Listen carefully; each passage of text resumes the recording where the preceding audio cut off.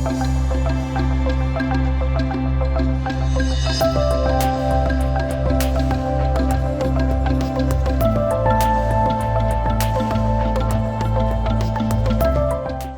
bonjour, bon retour à ceux qui étaient là ce matin et bienvenue à ceux qui nous rejoignent pour ce nouveau webinaire consacré aux fraudes bancaires et à la cybercriminalité. Alors pour commencer, 2 chiffres, 90% des cyberattaques passent par des mails frauduleux, dont 33% falsifient des messages qui viennent de la banque, du secteur bancaire ou de votre banque. Et de sources gouvernementales, autre chiffre, le nombre de victimes de cyberattaques a été multiplié par 4 en 2020, donc juste l'année dernière. Alors, sensibiliser les salariés à une culture du cyber-risque financier, c'est connaître aussi les modes opératoires et repérer les signes d'une tentative de fraude. Finalement, c'est quels sont les outils des fraudeurs et quels sont les types d'attaques bancaires que l'on rencontre. Alors, pour vivre cette vie des hackers, si j'ose dire, nous avons sollicité la Société Générale et nous avons Simone Lotte qui est en ligne téléphonique. Voilà, donc tous les chemins mènent à l'Isidé, que j'accueille avec grand plaisir et qui est responsable national de l'enseignement privé au sein de la Société Générale en relation avec la FNOGEC, dans le cadre d'un partenariat de longue date avec nous. Est-ce que vous pouvez du coup, Simone, Madame Lotte, vous dire un petit mot sur ce partenariat avec la FNOGEC? Oui, merci Olivier. Donc tout d'abord, je suis ravie de partager ces 45 minutes avec vous dans cette journée ISID. Donc oui, nous avons un partenariat de longue date avec la FNOGEC où nous mettons donc à disposition de cette fédération notre expertise bancaire et participons à des événements comme celui-ci. Donc Société Générale accompagne depuis plus de 30 ans le secteur associatif et apporte son expertise à vos établissements scolaires, que ce soit pour la gestion des flux, les placements ou les financements. Donc aujourd'hui, notre filiale Opens, donc experte en cybersécurité en la personne de David, va vous faire part de son expérience et vous apporter des conseils pour vous prémunir des fraudes bancaires et de la cybercriminalité, comme Olivier vous en a fait part en introduction. Donc David, je te laisse te présenter Opens et puis ton expertise au service de l'enseignement catholique. Merci Simone.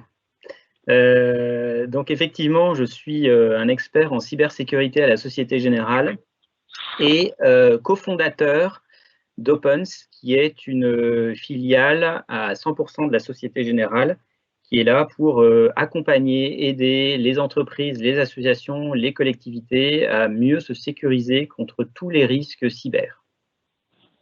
Alors, effectivement, Opens est ce qu'on appelle de l'intrapreneuriat. Vous avez créé au sein de la Société Générale cette structure Opens, qui est une sorte de coach de sécurité numérique et qui est dédiée aux questions de cybersécurité au sein de la Société Générale. Et alors, pourquoi avoir créé un département ou une cellule justement en interne? Quel est son rôle?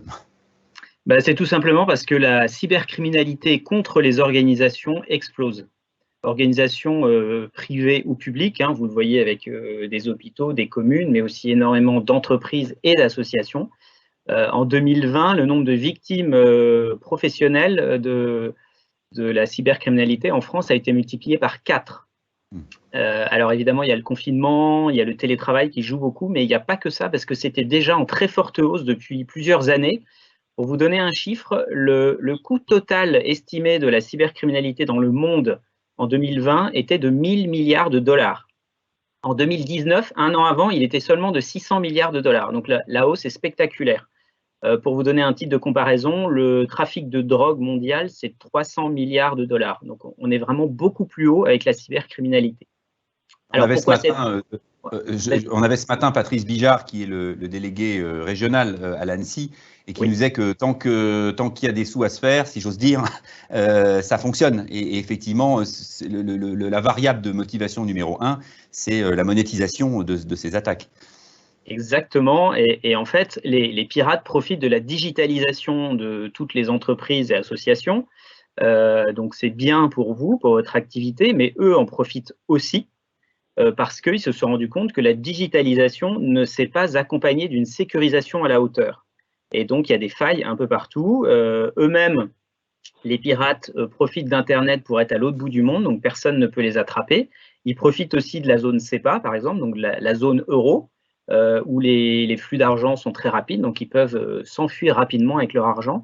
Donc tout ça fait que la Société Générale a voulu apporter une réponse en fait aux deux questions que se posent les dirigeants d'entreprises et d'associations, qui sont d'une part, où est-ce que j'en suis, par quoi je commence, c'est vraiment savoir où on en est, connaître son niveau.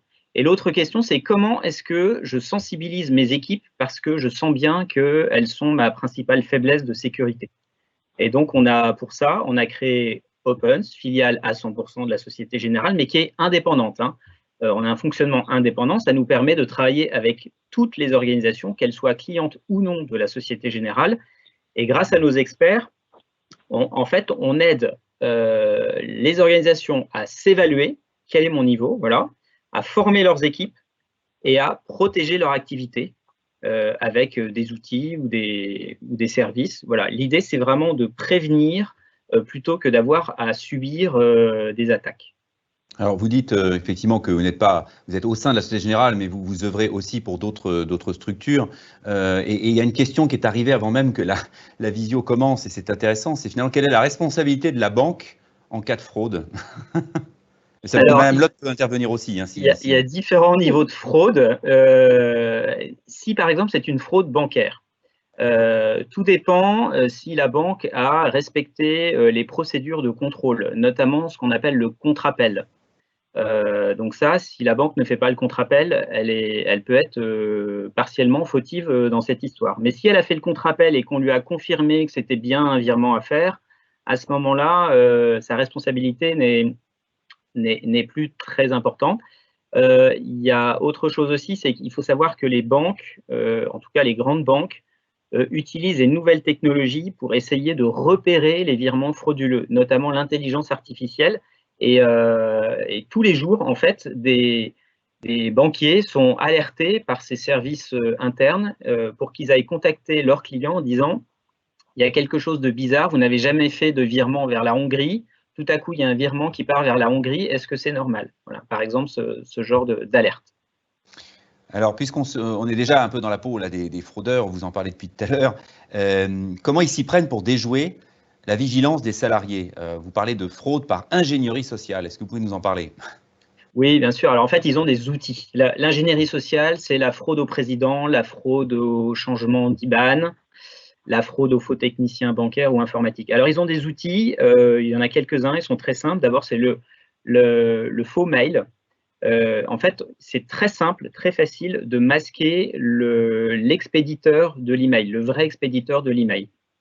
Donc, on peut masquer ça par un autre email. Par exemple, un comptable d'un OGEC pourrait recevoir un jour un email de son directeur, mais en fait, cet email, il vient d'ailleurs, il vient de Chine ou de Pologne ou d'ailleurs, et en fait, c'est juste que les pirates ont masqué l'adresse mail de l'expéditeur, et donc le comptable croit vraiment que c'est le directeur qui lui écrit. Il y a aussi, ça marche très bien aussi pour les numéros de téléphone, on peut les masquer. Donc, vous avez l'impression que c'est le DAF ou toujours le directeur de l'OGEC qui appelle. En fait, pas du tout. C'est juste que les fraudeurs ont masqué le vrai numéro par un autre numéro. Ça marche aussi pour les SMS, ça marche aussi pour le fax. Ça fonctionne très bien aussi pour la prise en main à distance des ordinateurs. Ça, les escrocs aiment beaucoup ça. Ils se font passer pour un responsable informatique, un infogérant extérieur, ou pour un technicien bancaire, en vous disant « il faut mettre à jour vos logiciels, donnez-moi la main sur l'ordinateur, je m'en occupe ». Et c'est là que, une fois qu'ils ont la main, ils peuvent faire ce qu'ils veulent dans l'ordinateur. C'est là, par exemple, qu'ils modifient des RIB ou qu'ils installent des virus dans l'ordinateur, etc. Donc ça, ce sont des outils techniques. Oui, mais et du coup, moi je suis…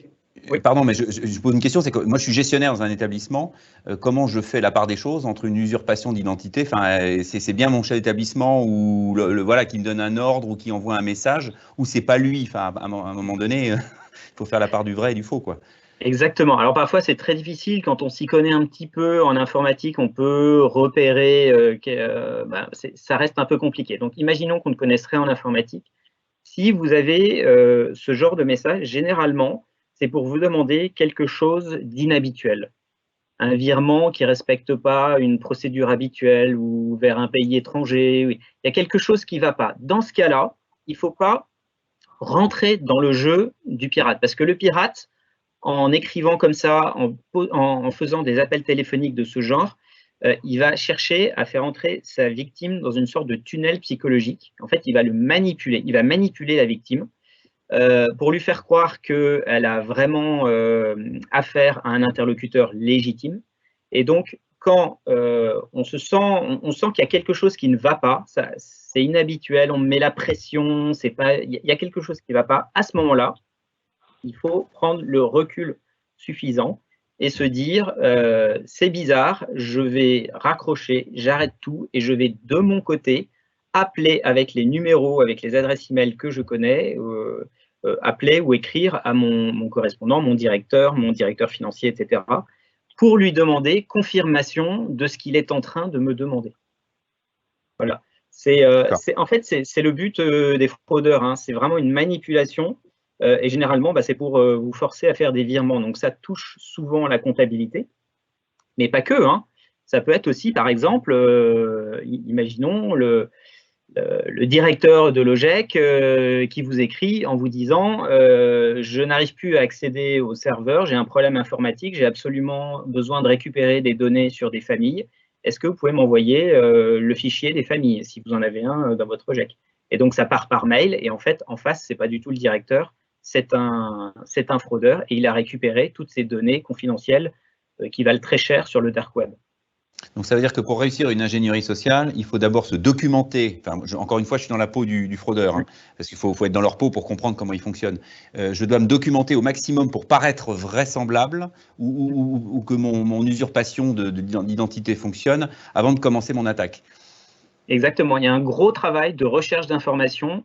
D'abord sur le site web de l'OGEC, évidemment, pour savoir qui fait quoi. Il y a toujours pas mal d'infos. L'organigramme de l'établissement. Voilà, un organigramme. Parfois, on peut trouver la signature du directeur dans des documents officiels, donc ça peut toujours les intéresser aussi. Ils vont aussi aller sur les moteurs de recherche, chercher tout ce qu'on dit sur l'OGEC, tout ce qui s'est passé récemment. Par exemple, ils sont en train d'agrandir un bâtiment, donc il y a des travaux, ou alors ils viennent de fusionner avec une autre école locale, etc. Tout ça, c'est des infos très pertinentes pour eux. Ils vont passer des coups de fil aussi, des coups de fil anodins pour savoir qui fait quoi, qui remplace qui tel jour, etc., pour récupérer aussi des numéros de téléphone direct. Ils vont aller sur les réseaux sociaux, LinkedIn, mais aussi les réseaux sociaux personnels. Il y a plein d'informations là-dessus. Tout le monde, il y en a qui aiment bien raconter leur vie, qui aiment bien mettre leur CV complet. Donc, c'est comme ça que on peut savoir quels logiciels sont utilisés par un OGEC, qui fait quoi, etc. Et sur les réseaux sociaux personnels, c'est qui est parti en vacances et quand.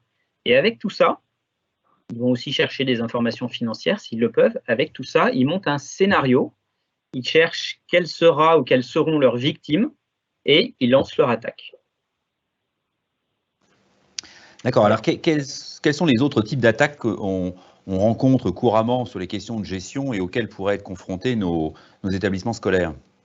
Alors, donc j'ai déjà pas mal parlé de la fraude au président, par exemple. Donc ça, c'est très classique, d'accord. Dans les entreprises, pour vous faire une idée, c'est quand le pirate se fait passer pour le PDG, demandant au trésorier ou au comptable de rester très discret sur une opération de rachat d'une nouvelle filiale. Donc ça, et donc à partir de là, s'ils arrivent à bien manipuler le comptable, eh bien, des virements partent assez loin pour le pseudo-achat d'une filiale. Au niveau des OGEC, par exemple, ça pourrait être, s'il y a un rapprochement d'OGEC, peut-être qu'il y a des mouvements financiers derrière. Bon, là, j'extrapole un petit peu. Mais par exemple, j'ai une autre idée, c'est au niveau des changements de RIB. Ça, c'est la fraude numéro 1. Hein, vraiment, avant les fraudes au président, c'est le changement de RIB. Donc, un fraudeur se fait passer pour un fournisseur et indique j'ai changé de banque, voilà mon nouveau RIB, merci de verser à partir de maintenant vos virements sur ce compte-là.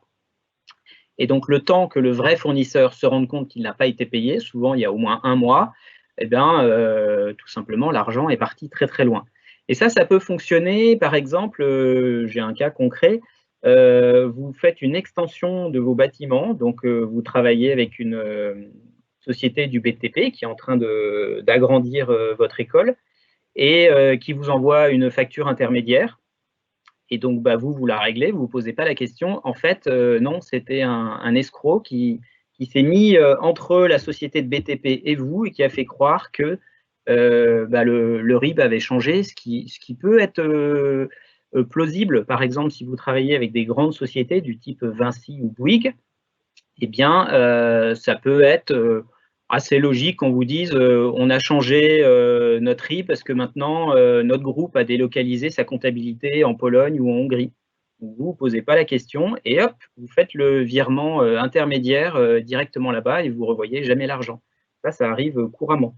De même, les pirates font ça aussi avec les salaires. Donc, ils se font passer pour des salariés de Logec en disant « j'ai changé de banque, merci à partir de maintenant de virer mon salaire sur ce numéro de compte ». Donc, ça ne marche qu'une fois, évidemment, mais ça marche.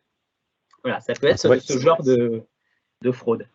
C'est très concret parce qu'effectivement, le sujet immobilier est très important dans nos établissements et de temps en temps, on a des gros investissements ou des gros travaux qui sont faits dans les écoles. Et là, ça fait plus de factures qui passent à la comptabilité. Et c'est là où il peut y avoir un traitement supplémentaire, une vigilance nécessaire pour bien surveiller ces procédures. Alors, vous disiez qu'effectivement, il faut repérer ce qui est inhabituel. Ça, c'est un petit peu le nez fin, ou je veux dire le flair qui parle. Mais vous avez aussi les process. Et on parle beaucoup de contrôle interne dans nos établissements et la Fédération des OGEC et tout son réseau accompagne beaucoup les OGEC à se poser cette question des procédures de contrôle interne.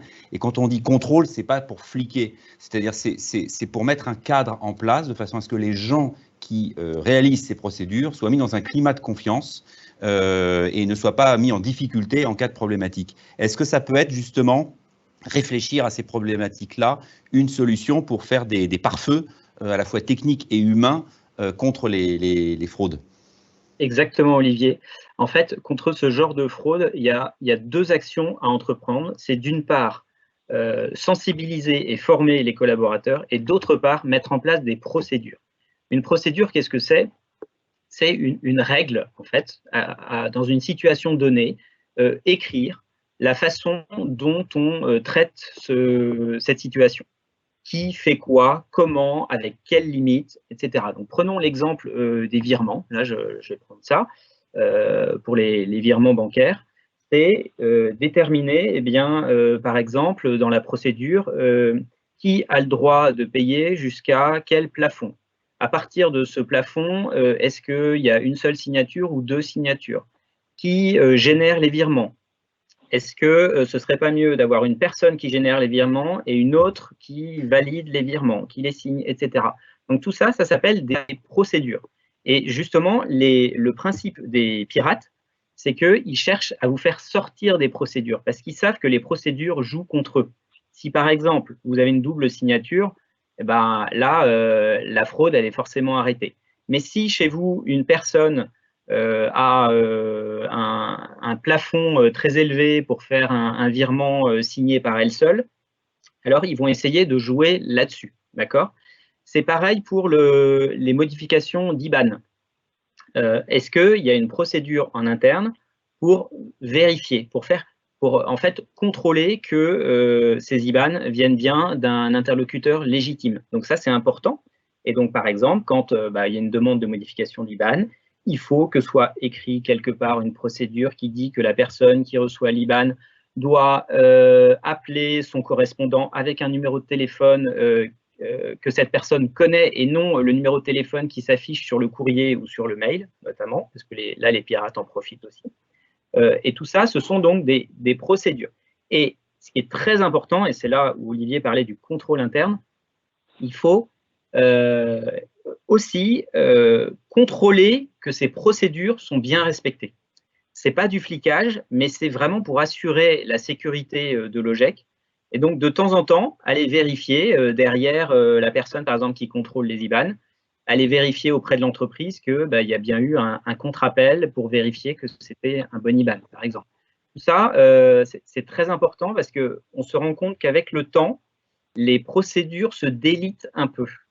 Et donc, il faut faire des rappels réguliers, resensibiliser régulièrement les personnes et aussi faire des contrôles derrière. C'est le défaut de l'humain. Nous, humains, on a plein de forces et on a aussi plein de faiblesses. Et notamment, une de nos faiblesses, c'est qu'avec le temps, on oublie nos bonnes résolutions. Donc, c'est pour ça que quand je disais au début que ce qui est très important, c'est de sensibiliser et de mettre en place des procédures, dans sensibiliser, il y a aussi répéter les sensibilisations, répéter les formations. C'est ce que chez Opens, on fait constamment. Hein. Moi, j'avais encore une formation ce matin dans une entreprise, et en fait, parce que cette entreprise avait besoin régulièrement, tous les 6 mois, de répéter un peu toujours les mêmes messages auprès de ses collaborateurs pour être sûr qu'ils restent vigilants. Vraiment, le maître mot, c'est la vigilance. Et si la vigilance est prise en défaut, alors il faut espérer que les procédures mises en place arrêteront la fraude. Oui, alors il y a le fait que la vigilance puisse baisser et que vous le dites, certaines procédures puissent être un peu moins respectées, etc.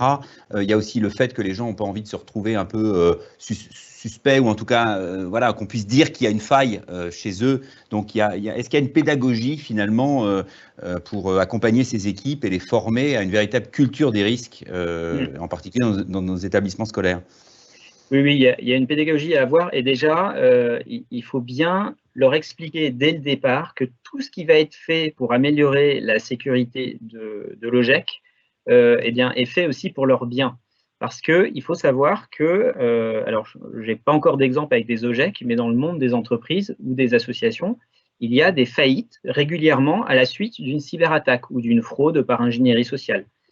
Pour vous donner un exemple qui peut peut-être un peu vous parler, au mois de janvier de cette année, là, janvier 2021, on a appris qu'une association d'experts comptables de Champagne-Ardenne eh bien, a été fraudée par des escrocs qui ont réussi à lui voler 15 millions d'euros de trésorerie. Parce que la chef comptable avait tous les droits et elle s'est fait totalement manipuler. Et 15 millions d'euros, c'est juste énorme. C'est un peu le record du braquage de la fraude par ingénierie sociale. Donc, ils sont capables de tout, d'accord ?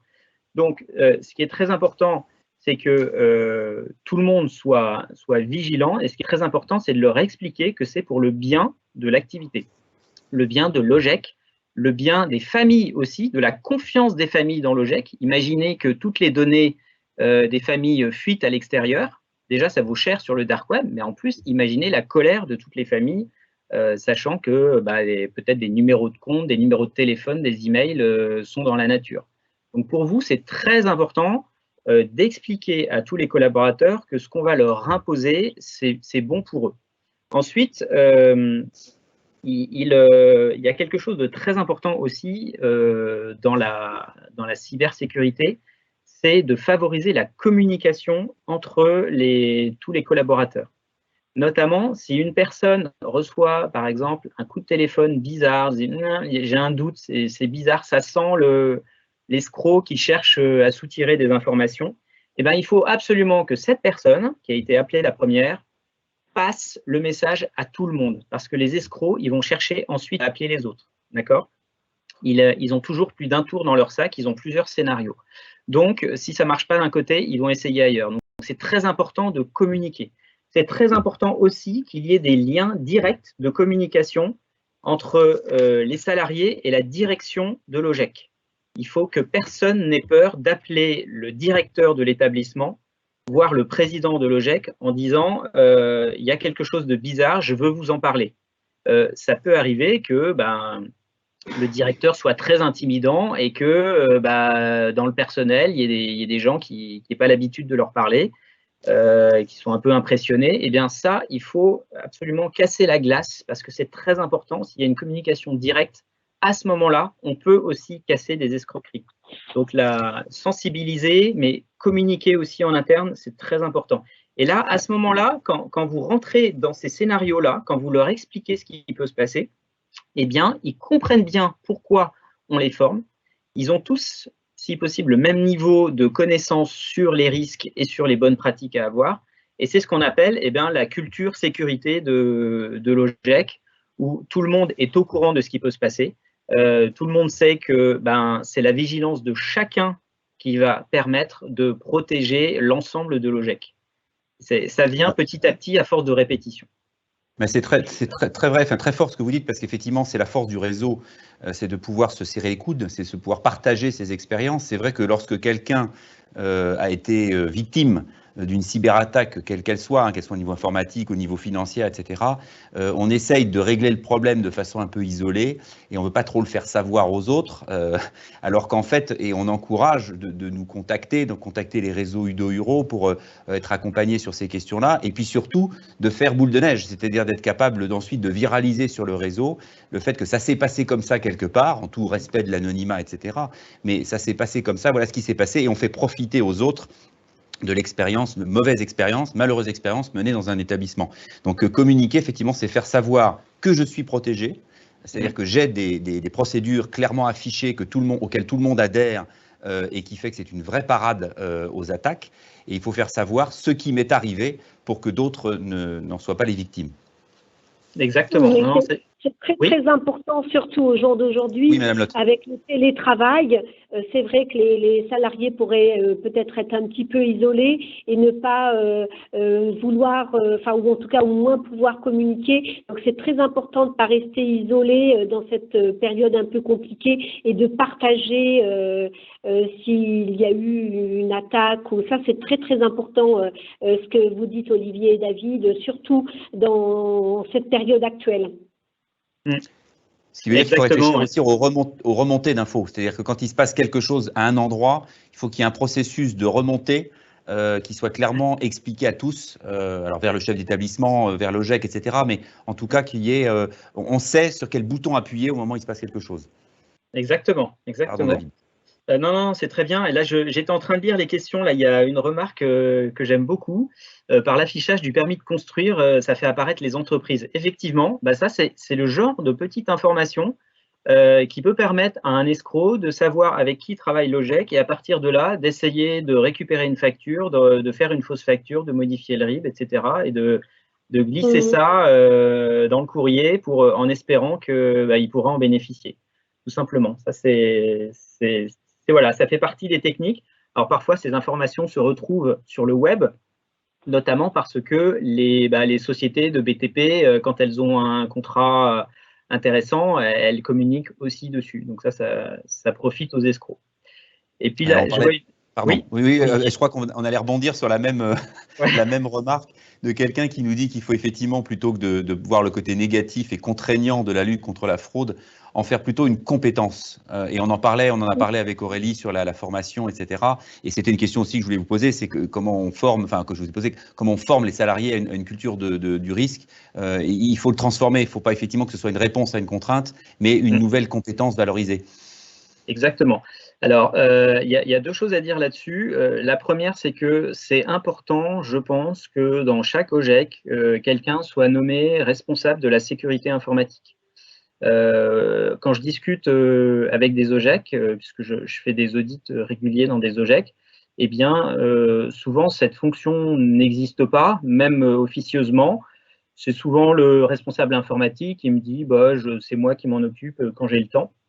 Je pense qu'il faut que ça aille plus loin dans les OGEC, qu'il y ait vraiment quelqu'un qui officiellement soit le responsable de la sécurité informatique. L'intérêt, c'est qu'il va impulser un mouvement dans l'OGEC. Il va faire en sorte que la sécurité informatique soit en fait inclus dans les nouveaux projets de l'école, soit que tout le monde ait un peu un réflexe de sécurité informatique, en plus évidemment de mettre en place des solutions de sécurité.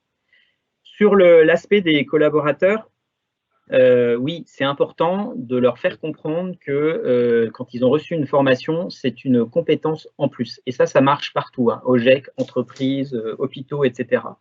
Et c'est ce qu'on essaye de faire notamment, alors chez Opens, c'est une question qui revenait régulièrement, et donc on a pu obtenir l'agrément organisme de formation, ce qui nous permet, quand on fait des formations directement des collaborateurs, de pouvoir à la fin pouvoir dire vous avez une compétence clairement reconnue en sécurité informatique. Alors vous avez le premier vernis, on ne va pas rentrer dans des compétences hyper techniques, mais c'est suffisant pour que votre direction soit certaine que vous êtes bien au courant, bien au fait de tous les risques et que vous connaissez les bonnes pratiques. Et donc, ça vaut un petit diplôme. Et donc, c'est important de le reconnaître dans les OGEC également. Alors, voilà, c'est le cas d'un DAF, par exemple, puisqu'on a François Chaillet, directeur diocésain des Hauts-de-Seine, qui témoigne qu'il y a eu un problème sur un établissement à Clichy, où effectivement, c'est le comportement et la vigilance, l'assiduité du DAF qui a évité une fraude. Exactement. Et ben, ça me fait penser à une chose aussi, un chiffre qui peut vous intéresser. C'est que quand on interroge des organisations privées ou publiques, on leur demande quel genre de cyberattaque ils ont eu. Ce qui ressort toujours en premier, c'est l'usurpation d'identité. Donc, il y a la fraude au président, fraude au changement de RIB, faux technicien bancaire. Ça, c'est toujours le top 3. Et c'est seulement en 4e qu'arrivent les intrusions dans le système informatique avec des virus, etc. Donc, vraiment, le côté usurpation qui est très fort. Et quand on met en parallèle eh bien, en fait, les stratégies qui ont permis d'arrêter des tentatives de fraude, on se rend compte, quand on interroge également des organisations, que dans à peu près 50% des cas, 50% c'est énorme, c'est une initiative humaine, personnelle, qui a permis d'arrêter la fraude. Quelqu'un qui s'est dit, oh là, c'est bizarre ça, je vais en parler à mon directeur. Ou ce coup de téléphone, je ne vais rien dire. Ou ce mail de phishing, je ne vais pas cliquer dessus parce que je ne le sens pas trop. Pourtant, j'aimerais bien l'ouvrir, mais non, je ne vais pas le faire. 50%, c'est énorme. Et dans les 50 autres pourcents, il y a à peu près 30% qui correspond au respect de procédures. Donc là, les personnes se sont fait avoir, mais finalement, via le respect des procédures, la fraude a été arrêtée. Et c'est seulement dans ce qui reste, donc 20% à peu près, qu'il y a les technologies de cybersécurité du type antivirus, etc. Donc l'humain a vraiment un rôle très très important, que ce soit spontané dans 50% des cas ou que ce soit en respectant les procédures dans 30% des cas. Alors, vous parliez tout à l'heure des experts comptables. C'est vrai que nos établissements sont accompagnés tous par des experts comptables. Et quel rôle on peut leur faire jouer justement pour nous accompagner sur ces questions-là? Il y en a peut-être d'ailleurs qui sont connectés, qui nous écoutent. C'est intéressant d'un peu de souligner un peu leur rôle au sein des OGEC pour nous accompagner sur ces questions-là.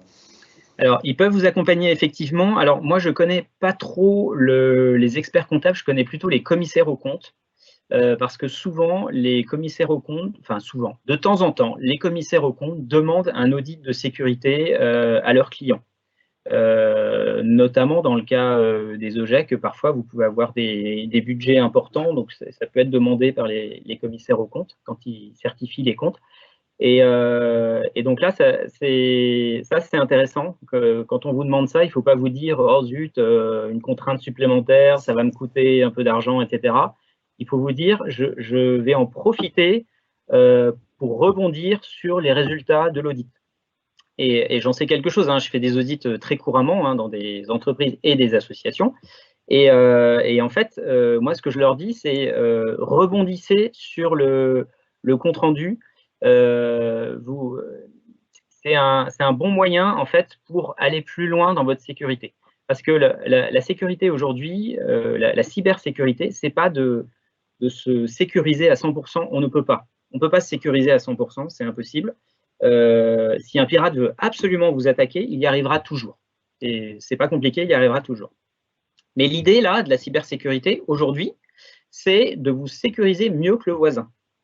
C'est-à-dire de faire en sorte que l'escroc soit dissuadé d'aller vous attaquer parce que vos collaborateurs sont bien formés, vous avez des mots de passe robustes et complexes, etc., etc.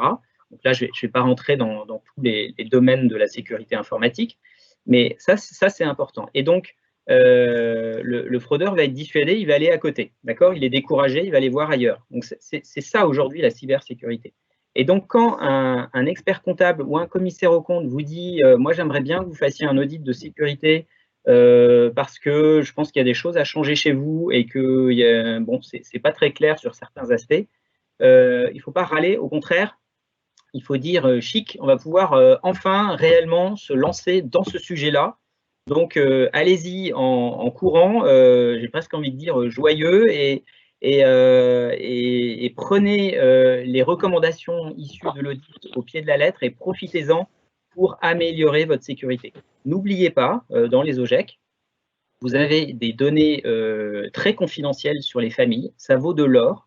Il y en a qui feraient tout pour les récupérer et pouvoir les revendre à d'autres pirates, qui feraient tout aussi peut-être pour vous déstabiliser. N'oubliez pas, si un jour on apprend que toutes les données clients ont fuité, ça peut profiter aux autres OGEC et pas à vous. Hein. Donc je ne veux pas rentrer dans ce débat-là, mais ça existe aussi, ça existe beaucoup dans le monde des entreprises. Donc, dites-vous bien, vous avez des données confidentielles, vous avez parfois beaucoup d'argent. Ça vaut vraiment le coup aujourd'hui de vous pencher très sérieusement sur votre sécurité, sur la formation des collaborateurs, et puis d'où l'importance de cet audit qui vous permet de connaître votre niveau. Quel est mon niveau? Et à partir de là, c'est beaucoup plus simple d'avancer dans l'amélioration petit à petit de la sécurité. Oui, alors, si je comprends. Pour compléter, pardon, Madame Lotte, oui. Oui, pour compléter, David, c'est vrai, lorsque votre conseiller de clientèle vous demande également, met à jour votre dossier juridique, donc notamment les signatures, les pouvoirs, les pièces d'identité valides. Pareil, il ne faut pas le prendre non plus comme une contrainte, mais plutôt comme une chance que votre dossier soit bien à jour, justement pour vous permettre de respecter les process, parce qu'il y a des fois, on a des signatures qui ont été déposées depuis fort longtemps et les signatures ont pu un petit peu bouger, ou on a des pièces d'identité qui sont trop anciennes avec des photos qui ne sont plus ressemblantes. Donc, de la même manière, hein, cette mise à jour des dossiers que nous faisons très régulièrement au niveau banque, ne le prenez pas comme une contrainte, mais plutôt comme une chance. Oui, donc finalement, un des enjeux de la cybersécurité, c'est pas forcément d'empêcher à tout prix la fraude, puisque comme disait David, si vraiment ils le veulent, ils y arrivent, c'est surtout de la ralentir. Donc c'est de mettre une porte blindée, c'est de mettre une porte 3 points, c'est de mettre, c'est de faire en sorte que le chemin jusqu'à la fraude soit extrêmement ralenti et sécurisé. Exactement. Ouais, non, c'est vraiment ça aujourd'hui la sécurité. On ne peut plus empêcher les pirates de vous attaquer s'ils veulent vous attaquer. Hein. C'est bien simple. S'ils vous en veulent vraiment, ils trouveront toujours une faille. Mais vraiment, ce qui est très important, c'est de vous dire qu'avec des petites mesures de sécurité, donc peut-être que vous en avez déjà parlé ce matin, mais là, on a beaucoup parlé de la vigilance des collaborateurs, donc ça, c'est hyper important, hein, ça arrête 50% des fraudes. Mais il y a aussi des mots de passe complexes, des logiciels mis à jour, parce qu'un logiciel pas mis à jour, ça veut dire qu'il a des failles et les pirates peuvent en profiter et aller récupérer directement les données, toujours ces fameuses données des familles. J'en parle personnellement parce que j'ai 2 enfants aussi dans des OGEC et donc je vis ça personnellement. Les sauvegardes aussi, c'est très important. Vous en avez peut-être déjà parlé, mais sauvegarder vos données. Moi, je constate quand j'audite des OGEC que souvent, il y a une sauvegarde locale et c'est tout. Et c'est pas assez. Il faut qu'il y ait au moins une sauvegarde à l'extérieur en plus. Imaginez ne serait-ce que l'OGEC brûle, à ce moment-là, vous perdez tout. Hein. Donc, il faut avoir des bonnes sauvegardes. Ça permet de redémarrer plus vite. Il faut que le télétravail soit bien sécurisé, que les ordinateurs portables soient chiffrés, etc. Toutes ces petites choses qui font que quand un pirate va essayer d'entrer, de pénétrer dans le système informatique de l'OGEC, il va se retrouver face à des portes blindées, c'est ça, à 3 points, un peu partout. Et à un moment donné, il va dire, bon, là, c'est trop compliqué. Je pourrais y arriver, mais il me faudrait trop de temps. J'ai pas de temps à perdre. Donc, je vais plutôt aller ailleurs, dans une autre PME, une autre association, où je sais que là, ils sont beaucoup moins bien sécurisés. Et pour moi, ça va être beaucoup plus facile de récupérer tout ce que je veux. C'est vraiment le fonctionnement aujourd'hui de la cybersécurité. Et pour faire un audit de sécurité, là dont vous parliez, David, est-ce qu'il faut se faire accompagner par qui? Est-ce que vous avez des recommandations en la matière? Alors, il y a 2 types d'audits. Comment s'y prendre? Voilà, comment s'y prendre? Alors, il y a des audits simples. Là, c'est ce que chez Opens, on a décidé de faire avec nos experts cybersécurité, notamment de la Société Générale. En fait, on fait des audits simples. On pose pendant 1h30, 2 heures questions, généralement aux dirigeants de l'OGEC avec le responsable informatique ou le DAF. Voilà, le DAF est le responsable informatique. C'est souvent comme ça que ça se passe. On pose des questions pendant 2 heures et au bout des 2 heures, eh bien, on a suffisamment d'informations pour pouvoir faire un compte-rendu et surtout faire un plan d'action pour l'OGEC en disant voilà vos faiblesses, enfin vos points forts et vos faiblesses, et parmi vos faiblesses, voilà celles qui sont prioritaires à corriger très rapidement. Il faut vraiment le faire le plus vite possible. Et voilà comment les faire, on vous sélectionne des solutions pour le faire. Ça, c'est on va dire, le premier niveau de l'audit informatique. Mais souvent, pour les OGEC, c'est suffisant pour déjà avancer très loin dans leur sécurité. Ensuite, si vous voulez aller plus loin, par exemple, vous pouvez faire appel, ou on peut vous aider à faire appel à des experts informatiques qui vont faire des tests de pénétration, notamment de votre système informatique. Donc, ils vont jouer aux hackers, tout simplement, et essayer de repérer les failles qui existent. Et donc, des failles que pourraient exploiter des personnes mal intentionnées, des escrocs, etc. Donc, ça, c'est le deuxième niveau. Ça permet d'aller plus loin, d'avoir un audit vraiment très poussé. Mais derrière, il faut toujours se dire, quand je demande un audit, quel que soit son niveau, qu'il soit simple ou qu'il soit poussé, quel que soit son niveau, il faut que j'avance derrière. Ce n'est pas seulement demander un audit, mais c'est parce que derrière, j'ai la volonté d'améliorer les choses et d'écouter le compte-rendu d'audit et notamment de corriger au plus vite les faiblesses qui auront été repérées. Ça, c'est important. On en voit trop qui reçoivent on va dire, la bonne parole au niveau de la sécurité informatique, et puis derrière, ils ne font rien parce qu'ils voient qu'il faut investir, etc. Alors que dans la sécurité informatique, c'est très simple, investir en prévention, ça vous coûtera toujours beaucoup, beaucoup moins cher que de devoir réparer les dégâts financiers, humains, commerciaux d'une cyberattaque réussie. Donc, il vaut mieux faire de la prévention, clairement. Alors du coup, il nous reste quelques minutes pour conclure. Quand on parle de fraude bancaire, de cybercriminalité, on parle de crimes, on parle de failles, de fraude, d'escrocs, de risques, de sanctions, de dégâts. Enfin, boum, n'en jetez plus. La coupe du côté anxiogène est pleine. Est-ce qu'on peut terminer par une note un peu positive, un peu réjouissante, les occasions finalement de se rassurer, de se dire que ça fonctionne et qu'il y a de quoi faire pour être fier de ce qu'on fait? Effectivement, c'est vrai que quand je parle, souvent, ça fait peur. Non, il y a des solutions toutes simples pour tout le monde, pour tout type d'OGEC d'ailleurs. Il n'y a pas que les gros OGEC qui ont forcément les moyens de se sécuriser. Les petits OGEC, avec des petites actions pas très chères, peuvent aussi se sécuriser. C'est bien pour ça que Société Générale a inventé Open. C'est pour aider les petits, c'est pas pour aller aider les gros, les grandes entreprises, etc. Eux, ils ont les moyens. L'idée, c'est de vous dire qu'il y a des solutions pour tout le monde, parfois assez simples, qui reposent en grande partie sur la vigilance des collaborateurs. Donc ça, c'est assez simple aujourd'hui de les sensibiliser, de les former, de les tester. Par exemple, faire des tests de phishing. Ça donne une bonne idée du niveau de vigilance des collaborateurs. Et puis, il y a quelques outils à mettre en place aussi. Mais sur le long terme, il faut vous dire que la cybersécurité, c'est un investissement d'avenir. En fait, c'est l'avenir de l'OGEC, c'est l'avenir de l'éducation des enfants dont vous avez la charge. En fait, vous protégez tout ça grâce à ces quelques investissements de sécurité. Et c'est la garantie de la pérennité de votre activité. Et je crois que vous avez raison, ce qui est important, et c'est ce que faisait tout à l'heure François Tchaillet, c'est qu'il faut valoriser ce qui a été déjoué. Voilà, donc ça c'est très, très important. Exactement. Madame Locke, je ne sais pas si vous avez un petit mot que vous souhaitez intervenir en conclusion, et on va rendre l'antenne. Oui, un grand merci pour nous avoir permis de présenter Opens. Un grand merci donc pour nous avoir permis de prendre la parole sur cette journée ISID. Et si en région, donc au sein des fédérations régionales des OGEC, vous voulez organiser peut-être des réunions de sensibilisation auprès des personnels, vous m'en faites part ou à David, et on pourra en région organiser ce même type de réunion. Ouais. Écoutez, et Olivier, j'ai vu passer une question, qui contacter pour un audit? Alors là, je ne sais pas comment ça fonctionne au niveau des OGEC, soit ça remonte chez vous. Justement, ça fait partie des points d'appui sur lesquels le réseau peut se mobiliser, peut accompagner, peut réfléchir à ces questions justement de sur quoi nous sommes attendus. Et ça en fait partie. Est-ce qu'on référence? Est-ce qu'on pousse à des solutions? Et tout l'enjeu de cette journée, c'est d'identifier ces endroits où on va pouvoir accompagner le réseau. Donc, on y reviendra. C'est moi qui vous remercie infiniment tous les deux.